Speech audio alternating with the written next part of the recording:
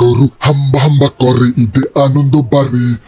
গরু হাম্বা হাম্বা করে ঈদে আনন্দ বাড়ে। ওই গরু হাম্বা হাম্বা কর।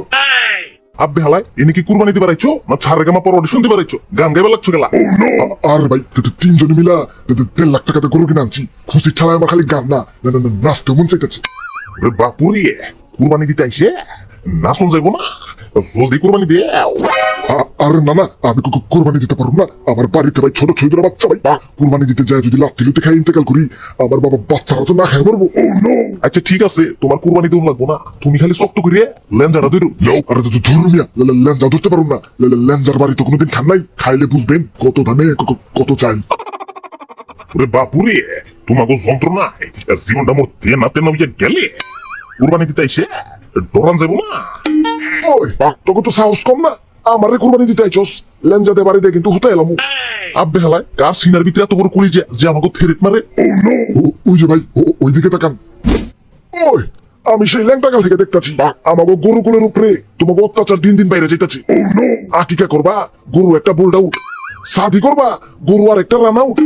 ইলেকশনে পাস করছো, গরু আর একটা ক্যাশ আউট। চল্লিশা খাওয়াইবা, গরু আর একটা এলবিডাব্লিউ। আরে এখন আমারে কোরবানি দিতে আইছো, আমি সহজে আউট হবো না, আমি টোকাই খেলবো।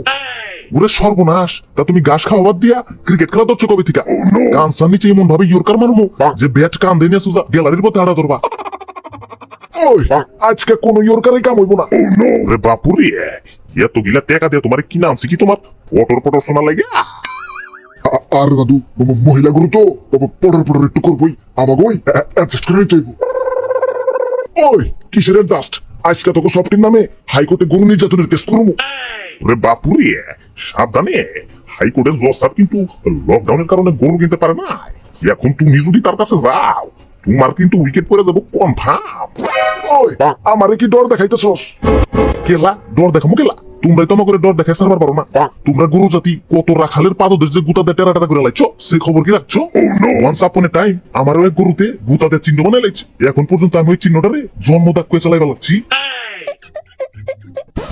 মাইনসে তোমার এত কষ্ট করে লালন পালন করে, আর সেই মাইনসে তোমার জবাই করে খাইবার গেলে পটর করো। মাইনসে তোমার ছোটবেলা থেকে ঘাস খেয়ার বুঝি খাওয়ায় বড় করছে কি পাশের গোলের পোলা গরু লাগে গেছে বেলে।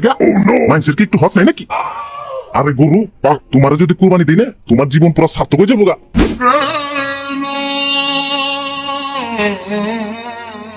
ওই নাই তুই আমার চোখ খুলে দিচ্ছে। আমাকে গরু জাতি কুরবানি দাও, নো প্রবলেম, কিন্তু আমার কিছু শর্ত আছে। এক, আমাকে ইনজেকশন দিয়ে ফলান যাবো না, কারণ শরীর লই আটবার পারি না। দুই, অসুস্থ গরু কুরবানি দেওয়া যাবো না। আর তিন, কুরবানির পরে ময়লা আবর্জনা তাড়াতাড়ি পরিষ্কার করে ফেলাইবা, নইলে আবার গন্ধের ঠেলায় তোমরা রাস্তা দিয়ে আটবার পারবো না। ওরে বাপুরি কি দিনকাল পড়লো, গরু এখন উপদেশ দেয়। আর দাদু যাই হয়ে যাক, আমি কিন্তু ল্যাঞ্জা ধরতে পারবো না।